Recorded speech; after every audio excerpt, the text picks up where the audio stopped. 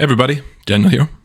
And this is a bit of a follow-on video from my last one where I spoke about how that there is infinite ways to achieve success, to navigate through life in a way that works with you. That one was more so about finding success in your own way.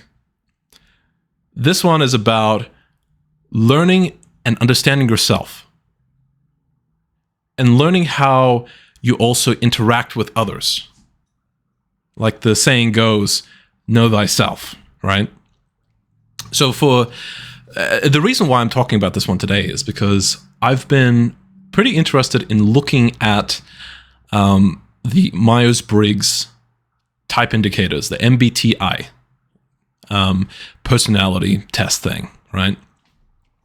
So basically what MBTI, it's there's like this test online where you can answer a whole bunch of questions, and it will pretty much, based on your answers, will fit you into like one of 16 rough categories of types of personality that you may be, right? So there's, more extroverted people, there's more introverted people, there's more people that are like intuitive thinkers, and people that are like very, logical and fact-based, people that like to have, basically just other things. I don't understand it like to the nitty-gritty details, but I understand enough to make it useful to my world. So if you haven't heard of MBTI before, these kind of personality tests, this is an excellent way to get some idea.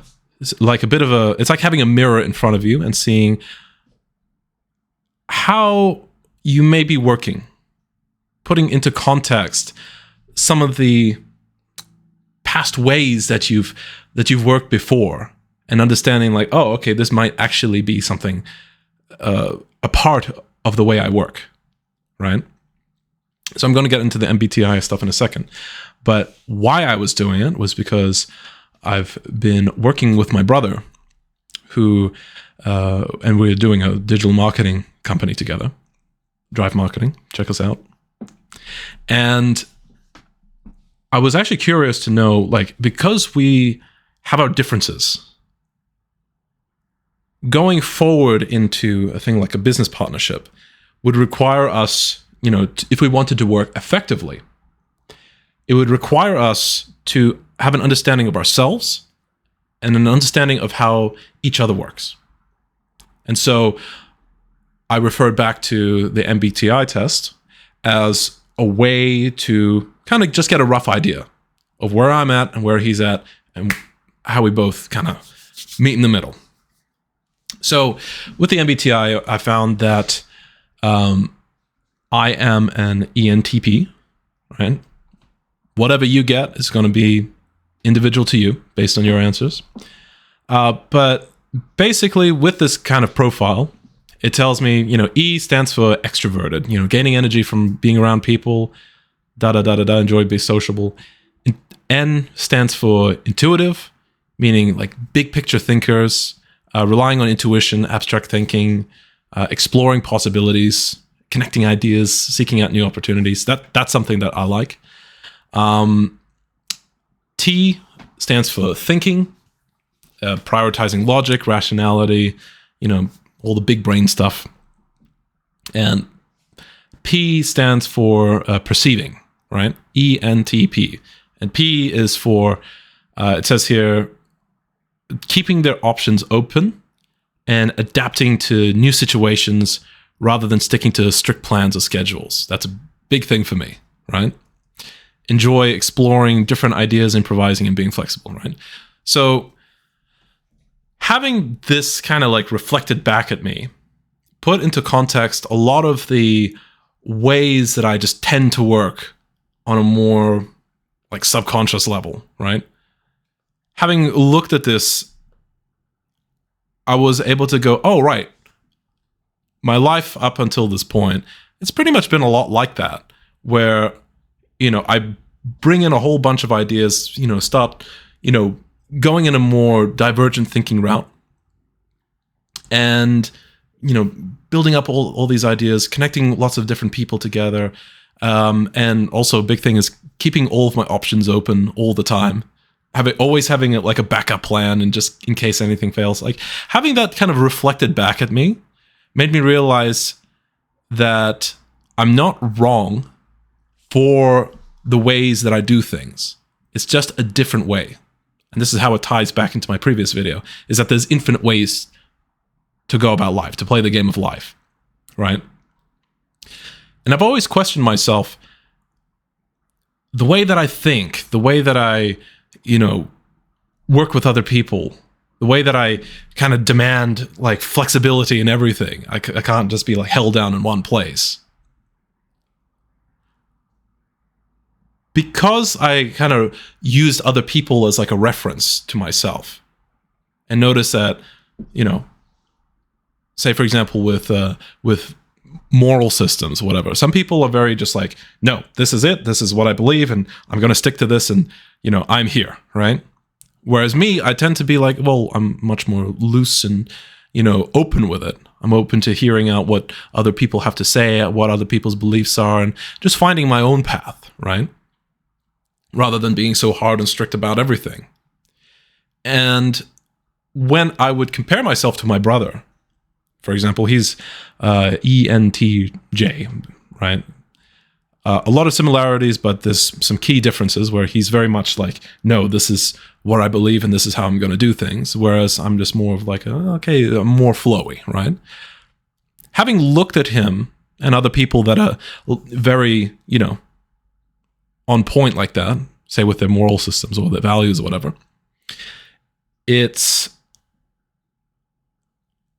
I always thought it was something wrong with me. That I should be like other people. Whereas I tend to, test and push the limits and see where I can find my own way, my own path, cut out my own slice of freedom in whatever systems that I work in. I always thought that was kind of like, am I kind of fucked in the head or something like that? What's going on here? Do I not have a moral system? Do I, is there something wrong with my way of thinking? Is there something wrong with me, my personality? Is it a character flaw that I have? But in seeing, I guess with these tests, was how it impacted me, is that I was able to see that this is pretty much just one of the personality types. It's one of the infinite ways of going through life. That there are strengths and weaknesses associated to this trait, for example. What it allows me to do is that it allows me to, mingle around with many different types of people without any problem, and have a more open kind of thinking, which can play very well into business and interacting with other people. So having learned that this is just a feature of that other people also have as well, other ENTP types as well have, it made me feel like, oh, okay, I'm not kind of like fucked in the head or there's a personality flaw. It's just another way of approaching life. It's just another way of being. That has its pros and cons, of course. And so, in learning about yourself, using these kind of tools here, such as these personality tests like the MBTI or the DISC assessment, and other tests as well, it's a great way to have that mirror reflected to you and say, you're not flawed, you're just different from the people in your environment, which is great, right? And what's also impacted me greatly using this is seeing what are the other experiences of people that have a similar thinking pattern and personality traits as me. And listening to their stories, listening to how they go about life, listening to, how they do things. People that are within this similar category, where I can relate to them and see how other people have used similar personality traits that I have to their advantage, to their success. And to know that, there's nothing wrong with me. I can work with my own personality traits to get the things that I want in my own way. I don't need to do everything like how everybody else does, right? Which I previously kind of thought or believed, right? So with this, if you understand yourself, there comes, and this is what I've experienced too, in researching more about this, in finding out more about my personality type and indicators of, how I think, how I work, and how I perceive things, how I look at things, look at the world, it gives me a more certainty about myself, basically. It gives me a certainty to know that, all right, well, I'm not crazy. I'm not, a bad person or whatever, because I'm not thinking in the same way as everybody else. But it's just me. This is my approach to life. And I'm okay with that. So if you're also thinking that, okay, maybe there's something wrong with me, that maybe, like, why am I like this, etc., etc., because I used to ask that all the fucking time, like, man, why am I like this? Who knows? It's probably just your personality traits, So you can use this reflection of yourself and listening to the stories of others that are in a similar kind of category as you, to get understanding of yourself and to have more confidence in yourself, and to have more of that certainty and assertiveness about yourself, to say, no, this is how I work. And the thing is that if you're working with yourself rather than against yourself, and the way that you flow, right? The way that you work, the way that you do things, the way that you think, things will tend to work out easier. And especially once you start spreading that out and understanding other people, how they work, what are their personality types. If you understand yourself, you would know how to best click together. Take, for example, with me working with my brother in this marketing agency. One of the things that we looked into is, because he has his type of personality traits and I have my type of personality traits, how can we best work together? And he's very much the type that is, the type is basically called the commander, right? ENTJ. And his type is very extroverted, but he's also very to the point, and he's very thoughtful about efficiency and getting the job done, bringing it together, right? And he's like, all right, let's get it done, focus, bang, bang, bang, bang, bang, work, work, work, work, work. And which is a brilliant trait of his, right? And how that interacts with mine is, I'm a very broad kind of thinker. I like to go divergent. He likes to go convergent. And in understanding that, understanding how both of us work, we're able to find the roles that fit us best in working together. So we found out that, basically, we figured out that his best role would be as, the main salesperson, the main team, like, I don't know, organizer, basically. Organizer of different jobs and this and that. Because that's his strength. My strength is more of the ideas man and creative. Because my thinking is more divergent. His is very convergent. I help him find out new paths and possibilities and find out new ways of doing things. And he brings it together to, all right, we're going to be doing this. To like a decision. So in understanding yourself and then understanding others, you can find this beautiful way of working together. A flow.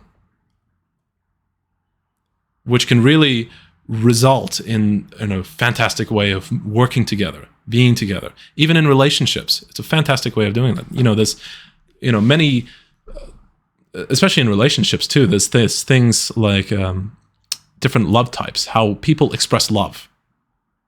It's important to know what you need and how you express love, and how your partner, they express love and what they need. Otherwise, there's a mismatch, there's a miscommunication if that's not known. Like love languages, they're called. So it's important to understand yourself. Understand yourself so that you have certainty in yourself. This is who I am. This is what I want. And then understand others. Now, when I'm saying to use these tests, take it with a grain of salt as well. Use it as a guide, as almost like a reflection, right? Use it as a reflection of yourself to understand, all right, well, people with these traits, they express these particular characteristics in their life and in their personhood. Do I have the same? Yes. What are the results of those? Oh, okay, it can be this and this and this and this. Is this true to me? All right, well, it's true in these cases and not true in those cases, etc., etc. You have to use your brain. Do not, for the love of God, allow these little personality tests or, even the fucking astrology or whatever, any of these things, to define who you are.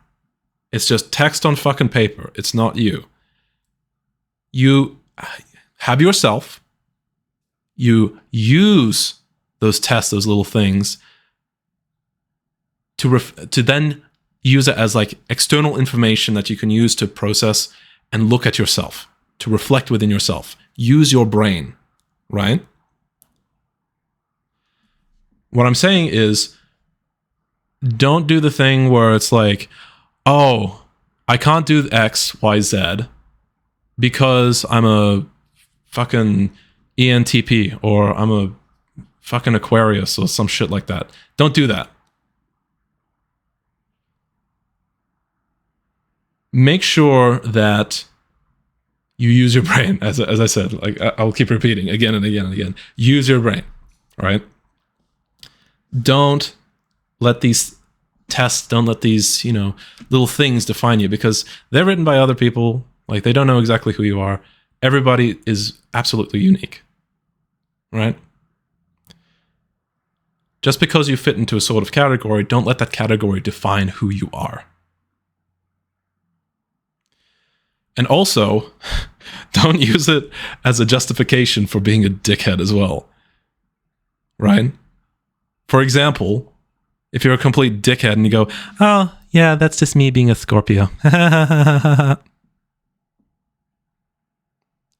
No, don't do that. So, in summary, learn who you are. Learn how you interact with other people. And don't let those personality traits, those categories, don't let the categories define you. And use all of this information as a way to understand, yes, these are the traits that I see in me. And I can use these traits in the best strength possible to move forward ahead in life and to get the life that I want and to make life better for myself and for the people around me. And just because you're different does not mean that you are wrong. So, thanks guys for listening, and I will see you next time.